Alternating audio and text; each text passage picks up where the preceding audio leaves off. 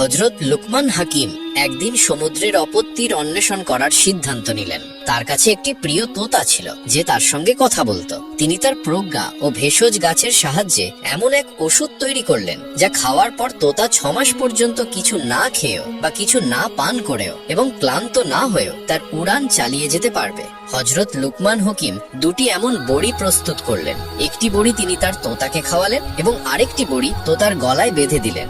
এরপর তোতাকে উপদেশ দিলেন, 6 মাস পর্যন্ত তুমি যেন কোনো ক্লান্তি ছাড়াই, কোনো ক্ষুধা বা তৃষ্ণা ছাড়াই উঠতে পারো। এই বড়িটি তোমাকে সেই শক্তি দেবে। আর সাথে এই উপদেশও দিলেন, যদি কখনো তোমার ক্ষুধা, তৃষ্ণা বা ক্লান্তি অনুভূত হয় তাহলে সঙ্গে থাকা দ্বিতীয় বড়িটি খেয়ে সেখান থেকেই ফিরে আসবে আর সামনে এগোবে না। তোতা হযরত লুকমান হাকিমের কাছ থেকে অনুমতি নিল এবং সমুদ্রের দিকে উড়ে গেল। তোতা টানা 6 মাস ধরে উড়ে চলল, কিন্তু এখনো সমুদ্রের অপর প্রান্ত খুঁজে পেল না। 6 মাসেরও বেশি সময় ধরে উড়ে যাওয়ার পর সে ক্ষুধা, তৃষ্ণা ও ক্লান্তি অনুভব করতে শুরু করলো। কিন্তু যতদূর সে এসেছে ততদূর পর্যন্ত সমুদ্রের তীরে বা তার মধ্যে কোথাও একটি পাথর বা শিলা চোখে পড়ল না, যেখানে বসে সে কিছুক্ষণ বিশ্রাম নিতে পারবে। কিছুটা আরো সামনে যাওয়ার পর অবশেষে সমুদ্রের মধ্যে একটি শিলা চোখে পড়ল। তোতা সেখানে গিয়ে বসে পড়ল, কিন্তু আসলে সেটি কোনো শিলা ছিল না, বরং একটি বিশাল মাছ ছিল। তবে তোতা তখনও বুঝতে পারেনি যে এটি শিলা নয়, মাছ। কিছুক্ষণ পরে মাছটি সামান্য নড়াচড়া করলো।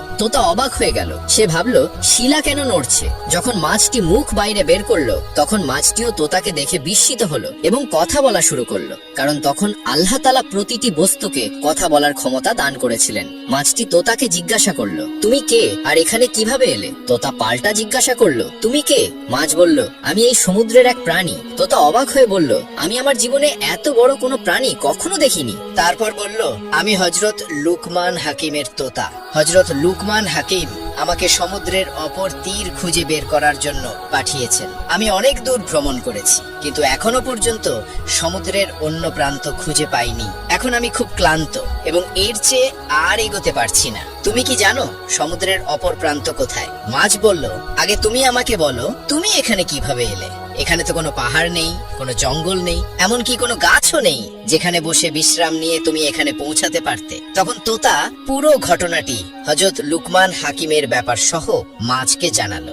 মাছ বলল, আমি জানি না সমুদ্রের অপর প্রান্ত কোথায়, তবে আমি তোমাকে তোমার আসার জায়গায় পৌঁছে দিতে পারি। কিন্তু আমি সমুদ্রের ভেতরে গেলে সেখানে আরো বিশাল বিশাল মাছ রয়েছে যারা আমাকে খেয়ে ফেলতে পারে। তোতা বলল, ঠিক আছে, তুমি আমাকে আমার আগের জায়গায় পৌঁছে দাও। মাছ বলল, আমার পিঠে উঠে বসো। তোতা তাই করলো, মাছের পিঠে উঠে বসলো। চোখের পলকে মাছ তোতাকে সেই জায়গায় পৌঁছে দিল যেখান থেকে সে যাত্রা শুরু করেছিল।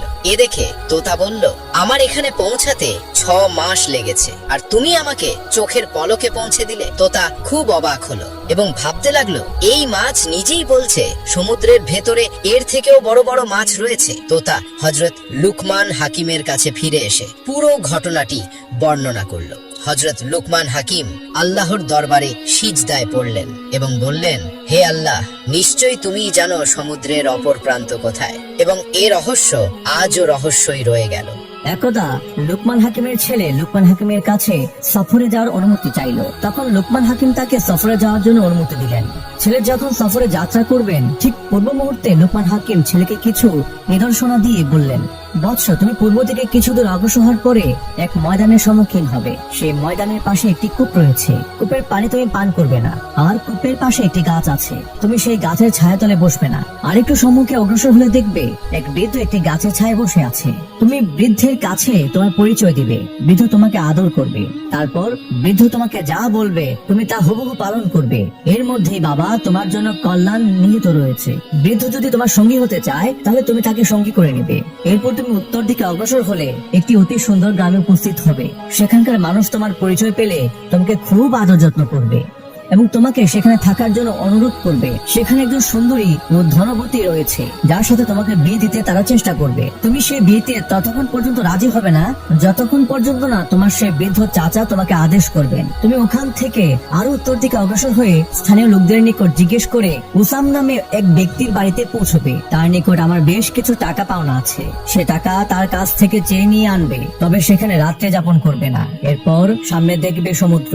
সমুদ্রের পথে অগ্রসর না হয়ে দেশের দিকে রওনা করবে। শোনো বৎস, আমারই উপদেশ অক্ষরে অক্ষরে পালন করবে, কোনোভাবেই যেন ভুল না হয়। যদি কোথাও একটি সামান্য ভুল করে বসো তাহলে কঠিন বিপদের সম্মুখীন হতে হবে।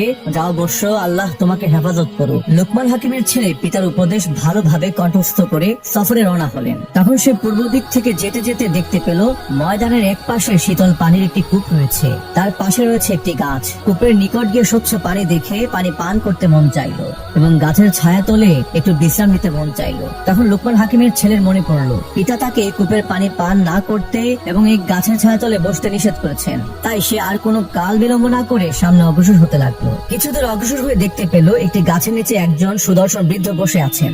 লোকমান হাকিমের ছেলে বৃদ্ধের কাছে গিয়ে তাকে সালাম করলেন এবং নিজের পরিচয় প্রদান করলেন। বৃদ্ধ তাকে কাছে বসিয়ে পানি ও সুস্বাদু ফল খেতে দিল এবং তাকে খুবই আদর যত্ন করলো। লোকমান হাকিমের ছেলেকে নিয়ে কূপের কাছে গেল। অমনি গর্ত থেকে একটি বিষাক্ত সাপ উঠে আসলো লোকমান হাকিমের ছেলেকে আক্রমণ করার জন্য। এমন সময় বৃদ্ধ একটি ধারালো তলবারি দিয়ে সাপটিকে দ্বিখণ্ডিত করে ফেললো। তখন লোকমান হাকিমের ছেলে জিজ্ঞেস করলো, আপনি কি জানেন? বৃদ্ধ বলল, হ্যাঁ, আল্লাহ পাক আমাকে পূর্ব থেকে জানিয়ে দিয়েছিলেন সাপটি এখানে অপেক্ষা করছিল এবং সে শুধু ভাগ্যবান ও জ্ঞানী ব্যক্তিদেরকে দংশন করে এবং তাদেরকে দংশন করে মৃত্যুর দ্বারে পৌঁছে দেয়। সাধারণ মানুষকে সে কখনো দংশন করে না ও আক্রমণও করে না। লোকমান হাকিমের ছেলে কূপের পানি দেখে বলল, চাচা মিয়া, কূপের পানিটা খুবই পরিষ্কার ও সুন্দর মনে হচ্ছে, এই কূপের পানি একটু পান করি। তখন তাকে সাবধান করে বললেন, খবরদার, এই কূপের পানিতে সাপের বিষ মিশ্রিত রয়েছে। যে একবার এই কূপের পানি পান করেছে সে মৃত্যুর কোলে ঢলে পড়েছে। লোকমান হাকিমের ছেলে বেশ কিছু সময় বৃদ্ধের সঙ্গে কাটিয়ে সম্মুখে যাত্রার আবেদন প্রার্থনা করলেন, যদি তুমি আমাকে সঙ্গে নিতে আপত্তি না করো তবে আমি তোমার সঙ্গী হতে চাই। লোকমান হাকিমের ছেলে তখন তার পিতার নসিহত মনে পড়লো। তখন সে বলল, চাচা, আপনি যদি আগ্রহ ভরে আমার সঙ্গে যেতে চান তাহলে আমি খুবই খুশি হব, কারণ আপনি আমার সঙ্গে থাকলে আমি অনেক বিপদ আপদ থেকে নিরাপদ থাকতে পারবো। এই বলে উভয়ে একত্রে রওনা করলেন। দীর্ঘ সময় চলার পরে তারা এমন এক এলাকায় পৌঁছালেন যেখানে লোকমান হাকিমের বিরাট পরিচিতি ছিল। স্থানীয় লোকেরা যখন জানতে পারলো লোকমান হাকিমের ছেলে এসেছেন তখন তারা খুবই খুশি হলো আর তারা লোকমান হাকিমের ছেলে এবং সেই বৃদ্ধকে ভালোভাবে আপ্যায়ন করলো, তাদের জন্য থাকার সুব্যবস্থা করে দিল। তখন লোকমান হাকিমের ছেলে ও বৃদ্ধ বেশ আরামে সেখানে কয়েকদিন কাটালেন। ইতিমধ্যে একজন লোক এসে লোকমান হাকিমের ছেলেকে বললেন, আপনার পিতার সাথে আমাদের দীর্ঘদিন যাবৎ সুসম্পর্ক রয়েছিল, আমরা তার কাছ থেকে অনেক জ্ঞান বিজ্ঞান জানতে পেরেছি। আল্লাহ তাআলা খাস রহমত লাভ করেছেন তিনি এবং অসংখ্য নজির আমি নিজ চোখে প্রত্যক্ষ করেছি। তাছাড়া তিনি একবার আমাদের এলাকায় তশরিফ এনেছিলেন, তখন আমার গরিবখানায় তিনি কয়েকটি দিন কাটিয়েছিলেন। সেই সময় তিনি আমাদের এলাকা ঘুরে দেখেছেন, বহু মানুষকে দিনের দাওয়াত দিয়েছেন এবং অসংখ্য মানুষের রোগের চিকিৎসা করেছেন। এতে অত্র এলাকায় বিপুল সংখ্যক মানুষ তার ভক্ত হয়ে আছে। তার সাথে আমার ব্যক্তিগত সম্পর্ক ছিল, তাই আমি আপনাকে আমার ভাই মনে করতে পারি। আমি সেই সূত্র ধরে আপনার নিকট এক বিবাহের প্রস্তাব রাখতে চাই। আমাদের এলাকায় এক অপরূপ সুন্দরী ধর্মপরায়ণ যুবতী আছে, যার রূপের ছটায় এতই প্রখর যে কোনো মানুষ একবার তার দিকে তাকালে দ্বিতীয়বার না তাকিয়ে উপায় থাকে না। দ্বিতীয়ত, যুবতী কন্যা তার পিতামাতার একমাত্র কন্যা, তার পিতামাতা বেঁচে নেই। এই যুবতী অসংখ্য সম্পত্তির অধিকারিণী, তার মেষ এবং ওটের সংখ্যা কয়েক হাজার, দালান কোঠা, জায়গা জমি, ধন সম্পদ একজন রাজার থেকে কোনো অংশে কম নয়।